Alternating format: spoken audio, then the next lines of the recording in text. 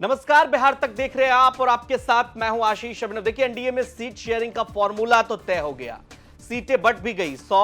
101 सीटों पर भारतीय जनता पार्टी और 101 सीटों पर जेडीयू चुनावी मैदान में उतर रही है। लेकिन अब खबर बीजेपी सूत्रों के हवाले से यह है कि 101 सीटों पर भारतीय जनता पार्टी ने अपने उम्मीदवार तय कर लिए हैं। जी हां, औपचारिक ऐलान बाकी है। 101 सीटों पर भारतीय जनता पार्टी के उम्मीदवार तय हो चुके हैं और जो जानकारी है वो हम अपने दर्शकों को बता दें।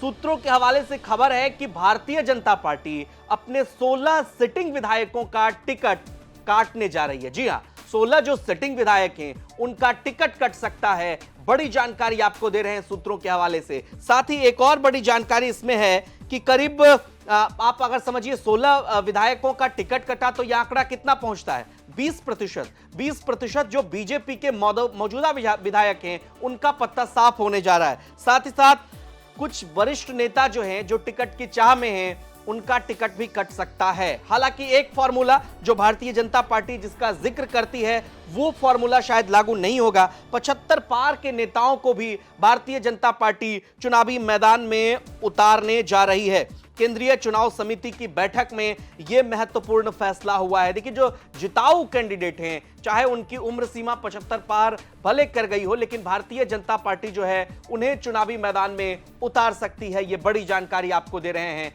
101 सीटों पर भारतीय जनता पार्टी ने नाम फिलहाल फाइनल कर लिए हैं। औपचारिक ऐलान इसका होना है। अब देखना होगा जनता दल यूनाइटेड और बीजेपी किन किन सीटों पर चुनाव लड़ती है। अभी तो सिर्फ सीटें बटी हैं, लेकिन अब प्रत्याशी का ऐलान होना है और साथ ही साथ कौन सी पार्टियां किन सीटों पर चुनाव लड़ेगी। सूत्रों के हवाले से यह भी जानकारी हमने अपने दर्शकों को दूसरे वीडियो में दिया है, बिहार तक पर आप जाकर देख सकते हैं कि किन किन सीटों पर किनका दावा है। लेकिन भारतीय जनता पार्टी इस बार पूरी तरह से आश्वस्त है और कोई कोर कसर वो नहीं छोड़ना चाहती। इस चुनाव में बराबर सीटों पर भारतीय जनता पार्टी और जनता दल यूनाइटेड जब से ये गठबंधन है, देखिए पहली बार दोनों गठबंधन बराबर सीटों पर चुनाव लड़ रही है। अक्सर ऐसा होता था कि नीतीश कुमार की पार्टी 1 या 2 सीट पर भी कम से कम ज्यादा चुनाव लड़ती थी, चाहे आप 2005 देख लें, 2010 देख लें या 2020 देख लें।